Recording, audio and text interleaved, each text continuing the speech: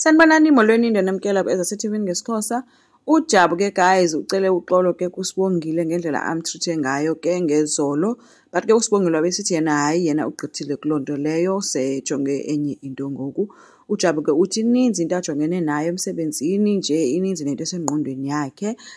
uSibongile ke uyawathi ke buthe konje nizolanda ifiles wabesevuma ke uJabu. uSibongile wabuza into yoba ndingakwazi nozoshiya xa ndibuya esikolweni, akabi nangxaki ke uJabu.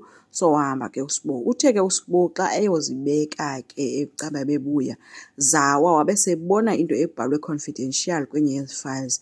Wabesebona into ethi abantu ababhalwe apha ke ngoba wapheruza ke wayivula ke ifile le, wafika kuthiwa abantu ababhalwe apha soze bayithi vu into eyenzeka umncedisi ke ongutata kaJabu, and kukhona ke nendawo apho kusayinwe khona ke signatures ezisivumelwano soba soze ithethwe lento.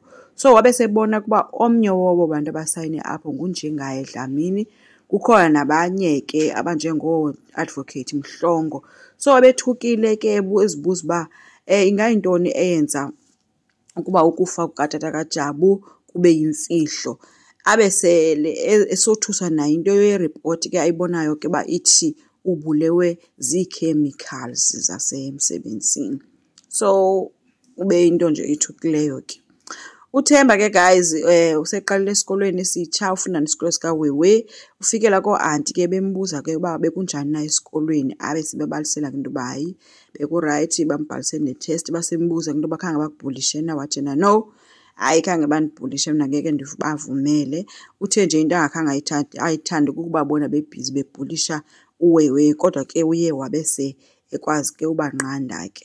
Ebaxelela ke into yoba bayeke usisi wakhe. Hayi ke o-aunty ke babesithi hayi bo ungubhuti omhle njena, bayamthanda umuntu owenza kanje. Wabesesithi uWewe, yeyi wena next time ungaphinde uyenze loo nto, ube uhamba ufafaza indaba zoba mna ungubhuti wam. Wathi ke phuma kum, umshiye apho ke exakekile ke uThemba. Kodwa uphethene guys ebemile konini, uve yonke into ekrobile. Kunani khona into yoba aphume ke athethe noWewe angabehave ngale ndlela abehave ngayo towards uThemba, because uThemba umncedile uWewe esikolweni. Mhlawumbi ke usazothetha naye ecaleni, akafunanga uvela apho ko-aunty. Uwenzeni ke nokwenzo babonakale bevakashele uSibongile eUniversity. Apho uWewe ke ubona kubhizi kuyehluka kuyenyukwa ke, uyabuza uba iSibongile kanti apha kufundwa nini. Wabesithi omnye hayi bo kuyafundwa, qha into endingaxelela yona uba apha uye xa uthanda eklasini, kodwa nguwe umuntu ofuneka uzimisele ngokwenza izinto zakho. Wabesesithi kuwenzeni, yewo ngase ndizibone sendilapha ndiphume kwesaa sikolo sidikayo. Abuze kuSibongile, hayi bo sesikwenze ntoni ngoku isikolo? Atsho ke into yoba kaloku andithi ngoku sendifunda noThemba, sekunyanzelekile uba ndibone uThemba oko cause sifunda sobabini. uSibongile uthe yinto entle nje leyo, khalelani. Abe sesithi ke uwenzeni, no andithandi, kaloku ayo brother yam leya yi-half brother. uSibongile atsho ke into yoba ayikho into enjalo kwaZulu, nam ndafunda ukuqhelana noVelephi noSangweni, ngoku andisakwazi nokuphila ngaphandle kwabo. Nawe ke zama ukumamkela uThemba njengobhuti wakho. uSibongile ke uyile ke kuJabu ke apho ke beyovalelisa ke sekulate, engumntu ohambayo ke ebuza uba yonke into irayithi na. uJabu ke abulele ke ngee-files, kodwa athi kukhona into embhidayo ngoba uyazi uSibongile mos uyakwazi ukubala, kodwa ii-files uzibone zixovekile zimahlephi ngendlela ezibekwe ngayo. Loo nto ithi kukhona omnye umntu okhe wawavula wafunda yonke into phayana. uSibongile uthe khange abone mntu nje ongene phaa. Abe sesithi ke uJabu loo nto ithi kaloku mnye umntu ovele eza files wazifunda nguwe. Uthe ke yena akayiyeki ke iyunivesi yenze ukuthanda kwayo, wathi mna ndiyayincedisa kutsho Jabu.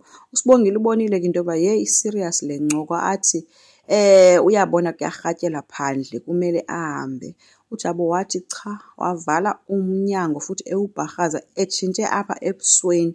So uSibongile usengxakeni ke guys, esingamazi uba ke nje memvalele nje uzomenza ntoni. Ze sikhumbule kuSibongile i-virgin, we hope into yoba ke akazumdlwengula okanye akho ntimba azawuyenza kuye, qha uzawuthetha naye ke emthreatenisha maybe ngayo yonke le nto yakwaDlamini, ngoba uthe kaloku ufuna ukumsebenzisa kakade kwinto yakwaDlamini. Asithembe ke guys uba uJabu uyamthanda ngenyani uSibongile, angeke amlimaze. Enkosi, ngicela siqhubeke sisubscribe, silike, singakhomenta futhi. Bye.